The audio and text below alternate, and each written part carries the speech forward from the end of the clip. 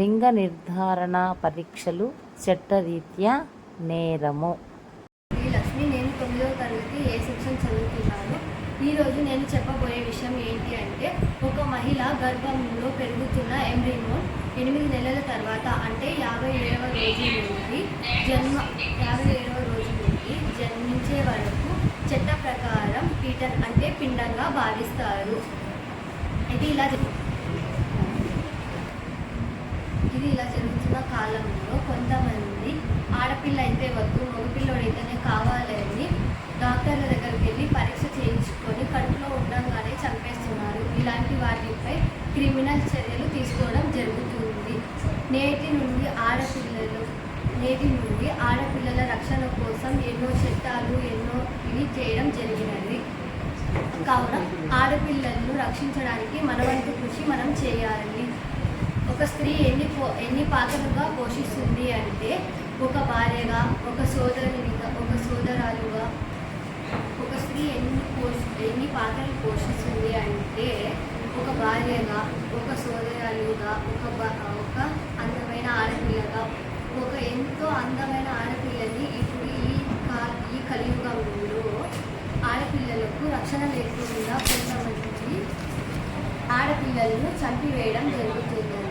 నేటి ఆధునిక యుగంలో భారతదేశంలో చాలా చోట్ల పిల్లల గృహత్యలు జరుగుతున్నాయి. ఇది మన దేశానికి, మన ప్రపంచానికి చాలా బాధ కలిగించే విషయం. కావున ఆడపిల్లల్ని అందరూ గౌరవించాలి. ఎందుకు అంటే, ఒక ఆడపిల్ల లేనిదే సమాజం ముందుకెళ్ళదు. ఎందుకు అంటే, ఒకరిని కనాలి అంటే అమ్మ కావాలి, ఒకరితో ఉండాలి అంటే భార్య కావాలి, ఒకరిని నడిపించాలి అంటే అక్క కావాలి. ప్రతి ఒక్క విషయంలోనూ ఆడపిల్ల అనే పాత్ర చాలా గొప్ప పాత్ర.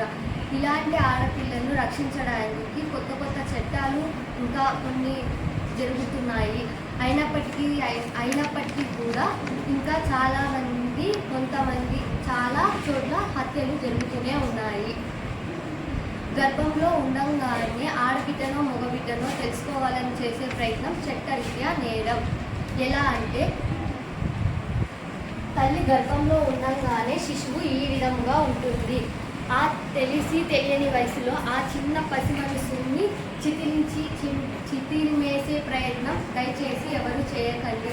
ఎందుకంటే, ఒక ఆడపిల్ల లేనిదే సమాజం ఎప్పుడు కూడా ముందుకు సాగదు. కావున ఆడపిల్లల్ని అందరూ గౌరవించాలి.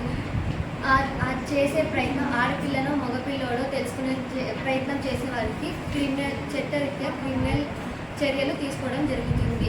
మొదటిసారి తప్పు చేస్తే 3 సంవత్సరాలు జైలు శిక్ష, 10,000 రూపాయల జరిమానా విధించడం జరుగుతుంది. అదే తప్పును రెండోసారి చేస్తే 5 సంవత్సరాల జైలు శిక్ష, 50,000 జరిమానా విధించడం జరుగుతుంది. కావున దయచేసి ఆడపిల్లలను రక్షించండి. ఆడపిల్లలను రక్షించడానికి మన వంతు కృషి మనం చేద్దాము. ఇంతకీ అవకాశం ఇచ్చినందుకు ప్రతి ఒక్కరికి ధన్యవాదాలు. అంటే గర్భంలో ఉండేది ఆడపిల్ల మగపిల్ల అని తెలుసుకోవాల్సిన అవసరం ఏం లేదు. ఆ టెస్ట్నే నిషేధించినారు ప్రభుత్వం వాళ్ళు. అట్లాంటి ఎవరైనా ఏ హాస్పిటల్లో చేస్తే కూడా వాళ్ళు శిక్షార్హులవుతారు. కాబట్టి ఆడపిల్లైనా మగపిల్లైనా ఎవరైనా ఒకటే. దీనిపైన మీరందరూ అవగాహన కలిగి ఉండాలి. Thank you. అంతేకాకుండా నేను నా జీవితంలో మా చిన్నప్పుడు జరిగింది చెప్తున్నాను. మా నాన్నకి మేము 2 ఆడపిల్లలే అని ఎప్పుడు మా మమ్మీని అంటూ ఉండేవారు. లాస్ట్సారి ఇంకా 3వసారి మా మమ్మీ గర్భం దాల్చినప్పుడు మా నాన్న, ఈసారికి నా ఆడపిల్ల అయితే నేను వదిలేసి వెళ్ళిపోతాను, నాకు విడాకులు కావాలి అని అడిగారు. అయినప్పటికీ కూడా మా మమ్మీ భయపడుకోకుండా, సరే ఈసారి ఆడపిల్ల అయితే నేను కష్టపడి పోషించుకుంటాను అని చెప్పి మమ్మల్ని ముగ్గురిని కన్నది. కాకపోతే 3వసారి మా అమ్మకు ఆ దేవుడు కొడుకునిచ్చాడన్నమాట.